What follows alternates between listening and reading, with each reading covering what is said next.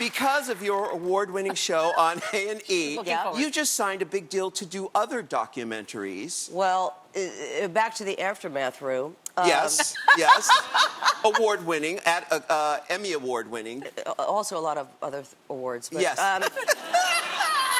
Such an idiot. But actually, to be serious, Rue. Uh-huh. The show really, all of the awards belong to our contributors because there are repercussions to their doing the show. And Mike and I have just really feel honored that we were able to be conduits for their stories to be told, because really the accolades belong to the contributors who have bravely come on and said, my family is going to disconnect from me, all my friends will stop talking to me, and then I'm getting a hate site put up on me immediately. Within seconds of people appearing on our program, they get a hate site put up about them by Scientology. Yeah.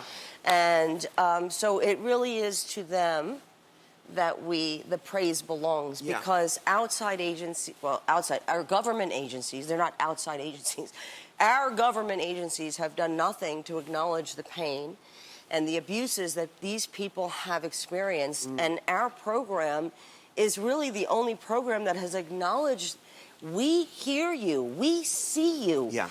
What you went through, what you're going through now is real. It's very real. I've been witness, and so has Mike, to people in Scientology they don't get raised with the word pedophile, child molester, molestation, rape. Those words are changed as cults do, as people who are being groomed do. They don't know these words. So oftentimes they're telling their story to us for the first time, talking to the police for the first time. And we've been witness to this off camera, where they're telling the LAPD their story, and they are in tears. This is 20, 30 years later.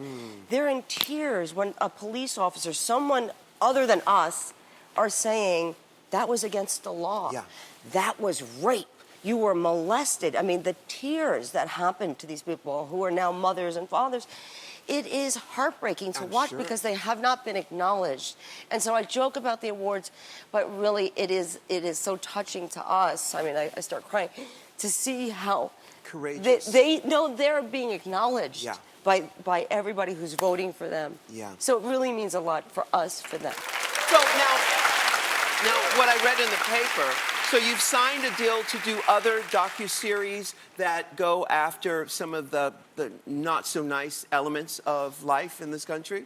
A lot of the work that I believed that I was doing in Scientology was making the world a better place. Yeah. Come to find out 35 years later, I'm like, well, what, there's real racism in the world. You know, what the hell's going on? You know, you come out of a cult and you think the real world is so much better.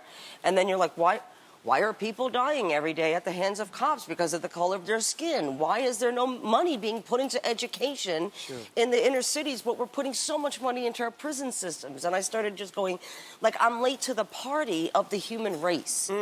Michelle knows this, you know, I love solving problems. I love fighting for people who feel they can't fight for themselves. And so this is something that I thought I was doing for 35 years in Scientology, but I wasn't. So I feel this is just I feel a responsibility to make the world a better place, to expose what's going on in the world in the way that I can, because I have an 8th grade education. You know, in Scientology, you don't get an education. So I'm not going to let that stop me from using my voice. I'm not going to let that stop me from fighting people who might be more educated, but the real criminals of the world, or, you know, I'm going to do it the way I do it. You know, that's more of a street version, you know, but I don't know big words. Take it to the street.